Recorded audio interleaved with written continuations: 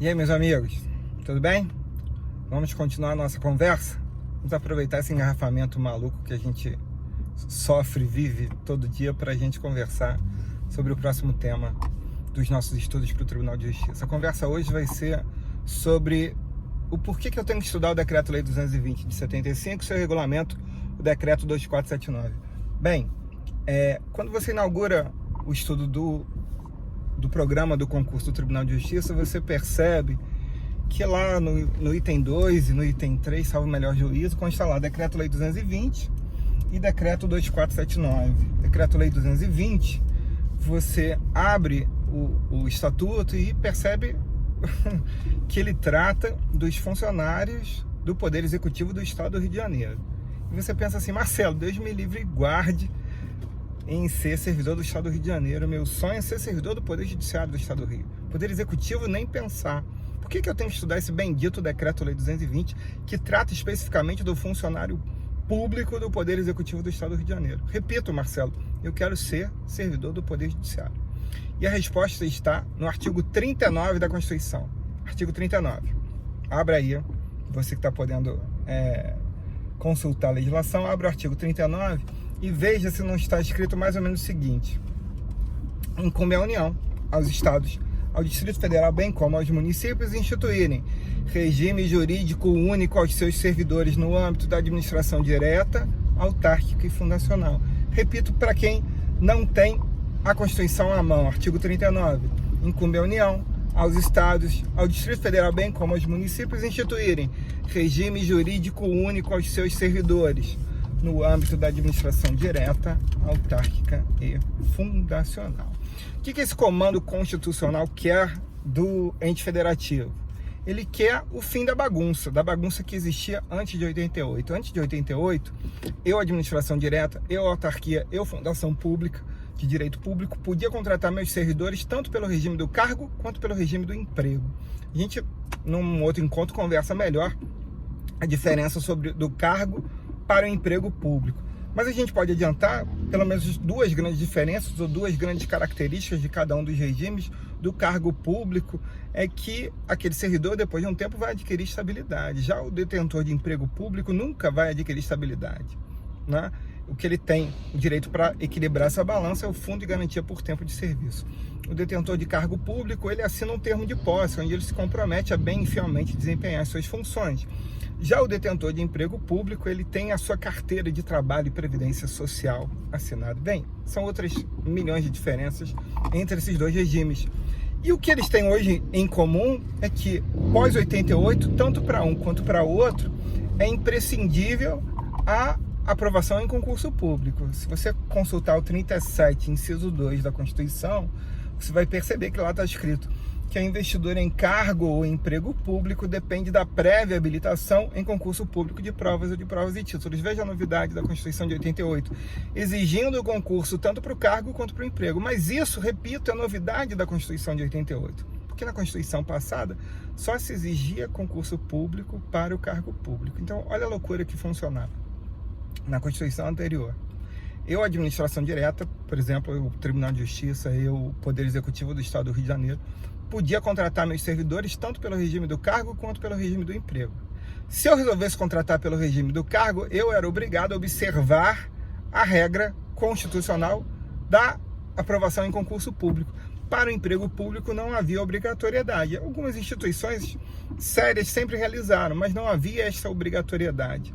A obrigatoriedade para o emprego público, eu repito, nasce com a Constituição de 88. Bem, concordam comigo que eu ter dois servidores realizando as mesmas tarefas com remuneração diferente e, pior, direitos diferentes, um estatutário, outro detentor de emprego público, invariavelmente causaria conflito nas relações de trabalho? Causaria, né? Pensa hoje, onde você e seu colega de trabalho ganham exatamente a mesma coisa, têm os mesmos direitos, não dá confusão? Um não acha que trabalha mais do que o outro? Imaginem um sendo estável e o outro não. Um possuindo fundo de garantia e o outro não. Isso era péssimo para o trabalho. Tanto ruim, que o artigo 39, a gente volta para ele, artigo 39 da Constituição, determina que União, Estados, Distrito Federal e municípios instituíssem um único regime de contratação. podia ser o cargo, podia ser o emprego. Quase todos os entes federativos escolheram como seu regime único o regime do cargo público, por uma razão bem simples.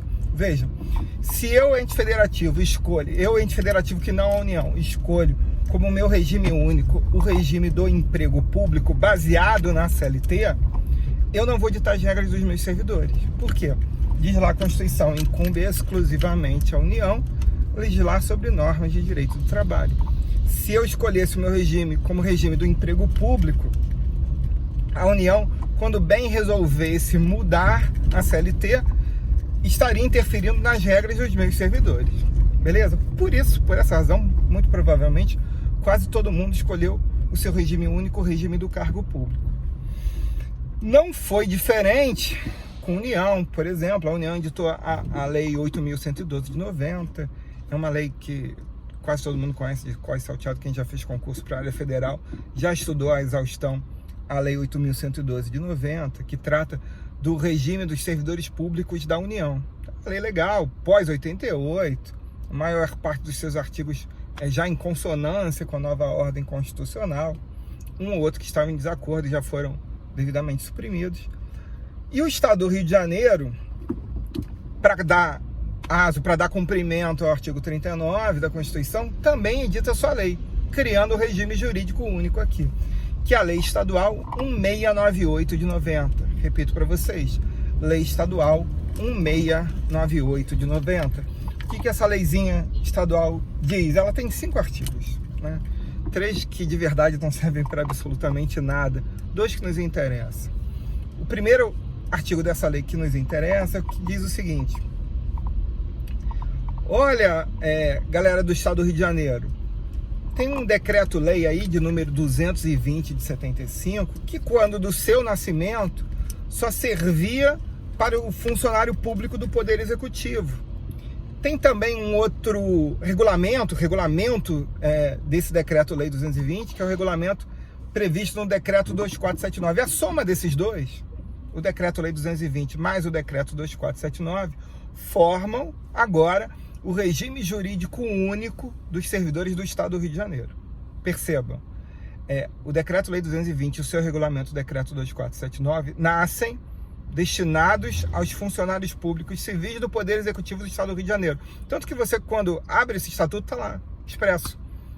Institui o Estatuto dos Funcionários Públicos Civis do Poder Executivo do Estado do Rio de Janeiro. Beleza? A Lei 1698 de 90, ela eleva o 220 e o seu regulamento, o decreto 2479, a condição de regime jurídico único de todos os servidores do Estado do Rio de Janeiro. Percebam, nasce Poder Executivo, Lei 1698 de 90, eleva a regime jurídico único.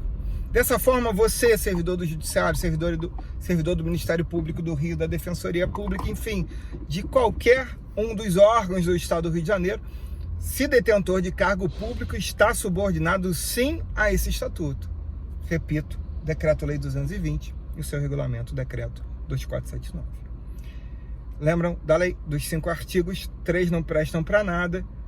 Um já conversamos, tem um outro artigo da Lei 1698 de 90 que é importante conversar. Bem, pensa comigo, Marcelo, antes de 88, eu podia contratar tanto pelo regime do cargo quanto o regime do emprego para administração pública direta, autárquica, fundacional.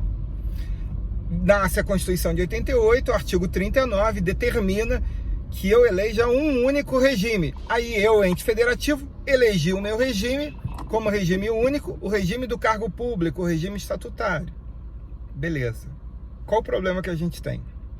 O problema que existe é o que fazer com aqueles que estavam na administração direta, nas autarquias, nas fundações públicas de direito público antes de 88 e não eram regidos pelo regime do cargo público. Vejam, os empregados públicos que estavam exercendo suas funções, exercendo suas atividades por meio de empregos públicos, empregados públicos, na administração direta, nas autarquias, nas fundações públicas, antes de 88, o que fazer com eles?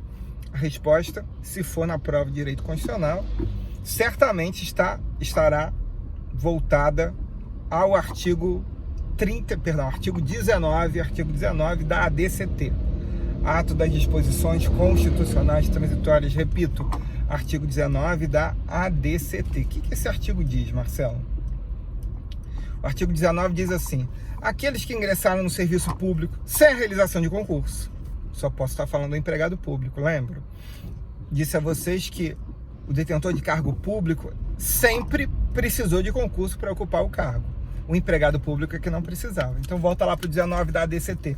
Aqueles que ingressaram no serviço público sem a realização de concurso, mas que na data da promulgação da Constituição de 88 tivessem pelo menos 5 anos de efetivo exercício, tornar-se-iam estáveis. Percebam, a Constituição determina de forma expressa que o empregado público que ingressou na administração pública sem realização de concurso público, mas que tivesse pelo menos 5 anos de efetivo exercício na data da promulgação da Constituição de 88, ganharia estabilidade. Sensacional, muito bom. E quem tinha menos de 5 anos, Marcelo, o que fazer com eles? Abraço forte, obrigado por tudo, mas vai com Deus. Marcelo, você é um desalmado, sem coração, coitadinho. O cara tava lá trabalhando 2 anos, 3 anos, 4 anos na administração, era um cara comprometido. Mandar ele embora? Gente, ele não fez concurso.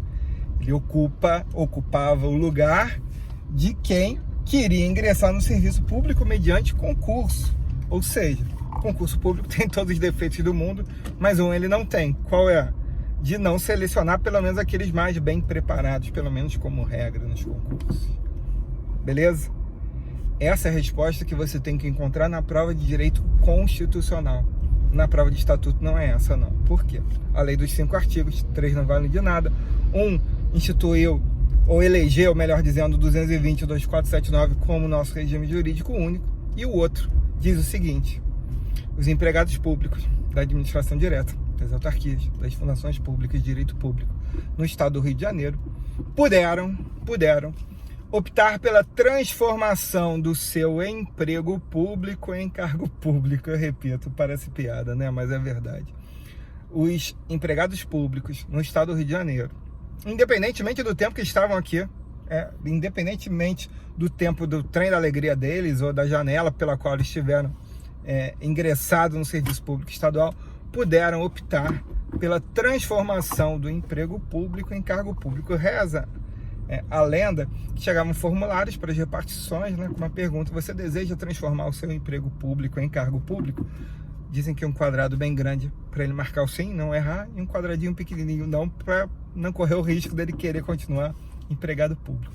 E o pior, pasmem, desta lei era o seguinte: que se o bendito do infeliz do empregado público não optasse pela transformação do emprego público em cargo público, se ele ficasse silente, ou se ele não tivesse de forma expressa se manifestado que desejava continuar empregado público, ele era transformado em detentor de cargo público. Veja, é melhor do que provas de certo e errado, né? Você deixava em branco e ainda assim você ganhava um cargo público. Beleza? Tranquilo? Então, meus amigos, o porquê estudar o 220, o porquê estudar o 2479? Porque com a promulgação da Constituição de 88, o artigo 39 determinou a criação de um regime jurídico único para todos os servidores do Estado. E a Lei 1698 de 90 pegou esse estatutozinho, o 220, e o seu regulamento 2479, que até então só serviam para o poder executivo, servidores do Poder Executivo do Estado do Rio de Janeiro, e doravante se tornou o regime jurídico único para todos os servidores. Eu, você, todos os servidores do Judiciário, servidores do MP, da Defensoria, todo mundo aqui, detentor de cargo público, será regido por esse estatuto. Beleza? Tranquilo?